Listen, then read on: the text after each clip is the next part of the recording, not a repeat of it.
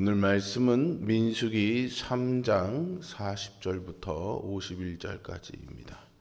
민수기 3장 40절부터 51절입니다. 여호와께서 또 모세에게 이르시되 이스라엘 자손의 처음 태어난 남자를 1개월 이상으로 다 계수하여 그 명수를 기록하라. 나는 여호와라. 이스라엘 자손 중 모든 처음 태어난 자 대신에 레인을 내게 돌리고, 또 이스라엘 자손의 가축 중 모든 처음 태어난 것 대신에 레위인의 가축을 내게 돌리라. 모세가 여호와께서 자기에게 명령하신 대로 이스라엘 자손 중 모든 처음 태어난 자를 계수하니 1개월 이상으로 계수된 처음 태어난 남자의 총계는 22,273명이었더라. 여호와께서 모세에게 말씀하여 이르시되 이스라엘 자손 중 모든 처음 태어난 자 대신에 레위인을 취하고, 또 그들의 가축 대신에 레위인의 가축을 취하라. 레위인은 내 것이라. 나는 여호와니라. 이스라엘 자손의 처음 태어난 자가 레위인보다 273명이 더 많은즉 속전으로 한 사람의 5세겔씩 받되 성소의 세겔로 받으라. 한 세겔은 20계란이라. 그 더한 자의 속전을 아론과 그의 아들들에게 줄 것이라. 모세가 레위인으로 대속한 이외의 사람에게서 속전을 받았으니 곧 이스라엘 자손의 처음 태어난 자에게서 받은 돈이 성소의 세겔로 1365세겔이라. 모세가 이 속전을 여호와의 말씀대로 아론과 그의 아들들에게 주었으니 여호와께서 모세에게 명령하심과 같았느니라. 아멘. 사람에게 가장 귀한 것이 무엇일까요? 바로 자신의 생명이겠죠. 사람들은 죽음 앞에 서면 자신의 전 재산을 내어서라도 생명을 구하려고 합니다. 그런데 우리는 영원한 생명을 하나님의 은혜로 거저받았습니다. 우리는 주의 은혜로 받은 생명을 값진 삶으로 살아내야 하겠죠. 그렇다면 우리는 값진 삶을 어떻게 살 수 있는 것일까요? 레위인의 계수된 숫자는 22,000명이었습니다. 그들이 제사장을 도와서 성막의 일을 감당했는데, 사실 이 성막의 일을 감당하기 위한 레위인의 숫자 22,000명은 많은 숫자였습니다. 그만큼의 일손이 필요하지는 않았죠.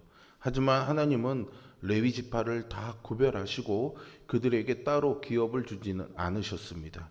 이것은 그들이 이스라엘의 대속 제물이었기 때문입니다. 이스라엘이 애굽에서 나올 때 그 땅에 사는 모든 장자가 죽임을 당했고 가축의 모든 첫 새끼 역시 죽임을 당했습니다. 그러나 이스라엘은 그 재앙을 면했기 때문에 하나님은 이스라엘에 속한 모든 장자와 그 첫 새끼들을 하나님의 것으로 삼으시고요, 그 장자들 대신에 레위 지파와 그들의 가축을 받겠다 하십니다.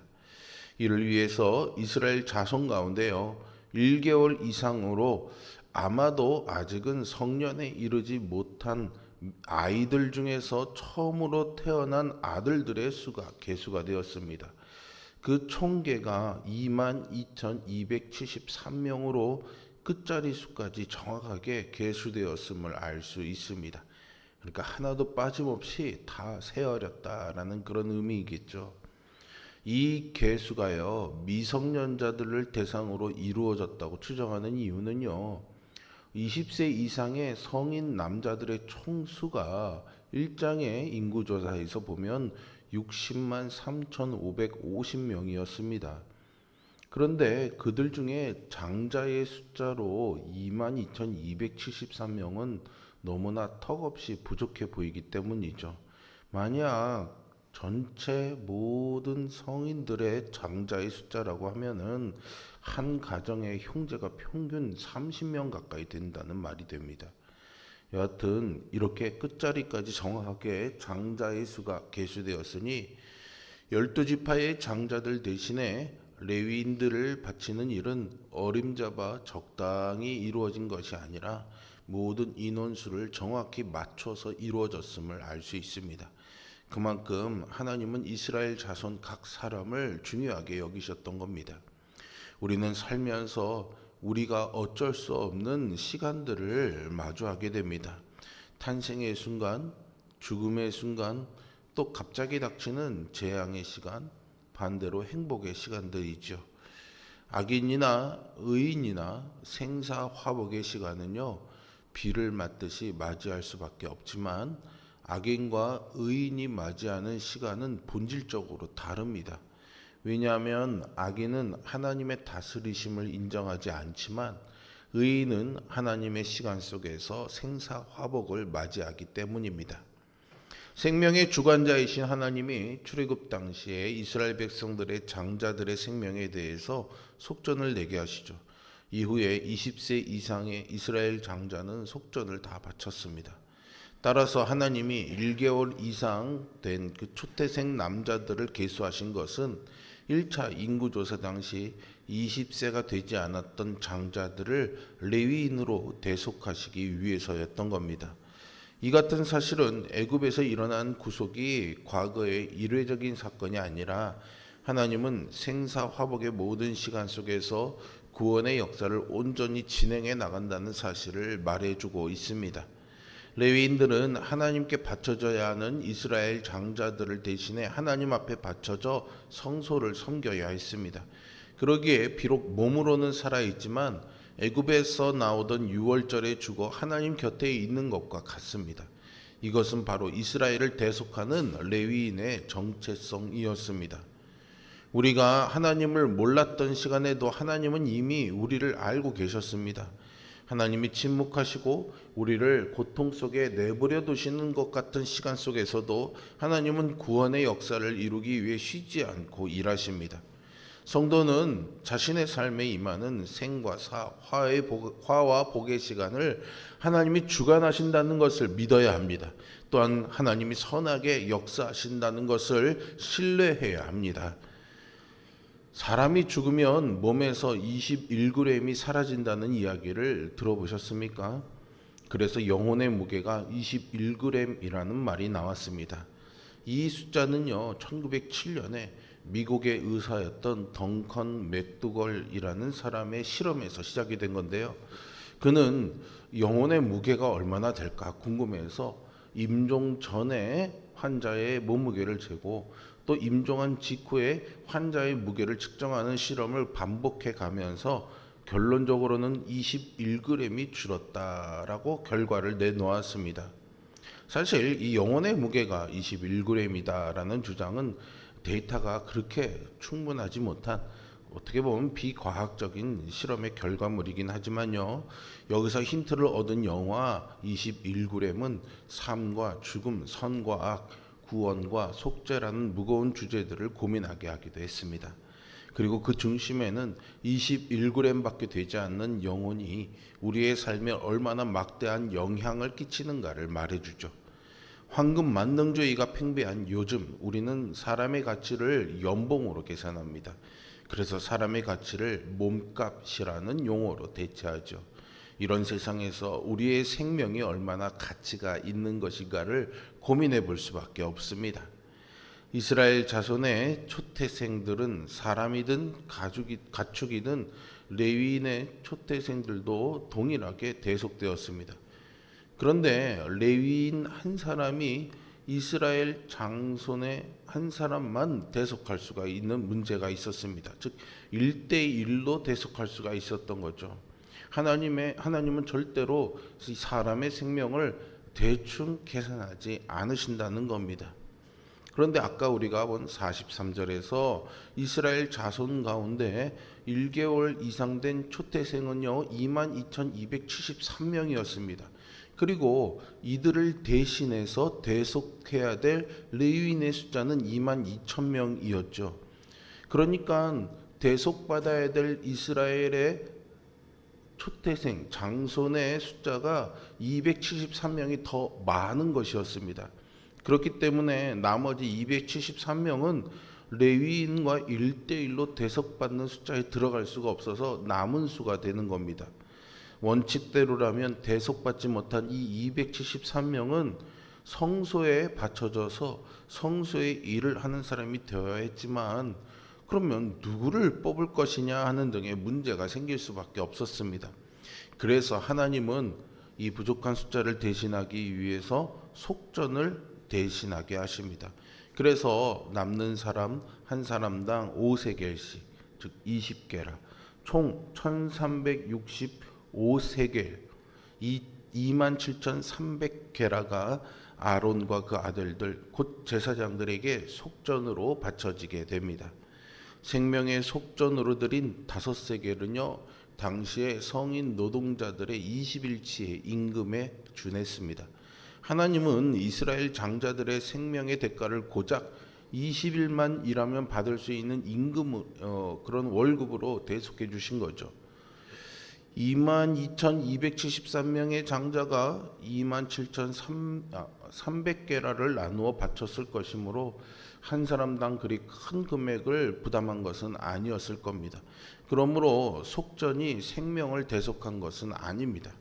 측량할 수 없는 은혜로 대속받은 것이죠. 우리 역시 죄로 인해 죽어야 되는 인생이 아니라 그 은혜로 말미암아 하나님 아버지께서 주신 영생을 살아간다는 사실을 잊지 말아야 하겠습니다. 그러니까 하나님께 드려진 속전은요, 액수가 중요한 것이 아니었습니다. 레위인의 존재가 무엇인지를 확실하게 보여주는 것이죠. 레위인은 이스라엘 자손의 장자들을 대신하는 제물이었습니다. 레위인 한 명이 장자 한 명을 의미하기에 결국 이스라엘의 모든 가족이 장자를 하나님께 바친 셈입니다. 고대 사회에서 장자는 부부에게 가장 소중한 존재이고 모든 것이나 다름없는 아들이었습니다. 그러기에 이스라엘 백성은 레위인들이 자신들의 가장 소중한 존재 장자를 대신해서 하나님을 섬기고 있다는 것을 보면서 자신들의 모든 것으로 하나님을 섬겨야 함을 깨달을 수 있었을 것입니다. 하나님은 우리가 어찌할 수 없는 생사화복의 시간을 주관하시면서 우리를 가장 선한 삶으로 인도하십니다. 또 우리 생명을 값을 정할 수 없는 은혜로 대속해 주셨습니다. 이로써 성도는 두려움과 걱정, 근심과 고통을 이기고 하나님이 주시는 영생을 누리게 된 것이죠. 성도는 하나님 아버지와 더 깊이 교제하며 은혜로 주신 이 영생을 누려야 하겠습니다. 주의 은혜로 값없이 받은 생명이라고 해서 자기 뜻대로 살면 안 되겠죠. 우리는 영원한 생명을 값없이 받았지만 그 생명을 주시기 위해서는 예수님께서 고귀한 생명을 주셨습니다. 따라서 우리는 주님의 죽음과 희생을 생각하고 하나님을 섬기는 데 헌신하며 하나님의 소유, 하나님의 백성으로서 값지고 의미 있는 삶을 살아야 하겠습니다. 레위인은 하나님께 바쳐진 대속제물로서 비록 몸은 살아있지만 죽어 하나님 나라에 있는 것과 같은 사람들이었습니다. 그리스도인들 역시 세상에 대해서 레위인과 같은 정체성을 가지고 있습니다. 비록 몸은 살아 이 땅에서 발을 디디고 살아가지만 우리는 모두 그리스도와 함께 십자가에 못 박혀 죽었습니다. 그리고 우리는 하늘 아버지와 함께 살아가는 천상의 존재입니다. 그러니 이제 우리 안에 그리스도께서 사신다는 사실을 기억하며 하늘에 속한 자로 살아가야 하는 것이죠. 우리의 삶을 하나님께서 기뻐하시는 거룩한 산제물로 바치는 거룩한 하나님 나라 백성으로 살아가는 우리 모두가 될 수 있기를 주님의 이름으로 축복합니다. 기도하겠습니다.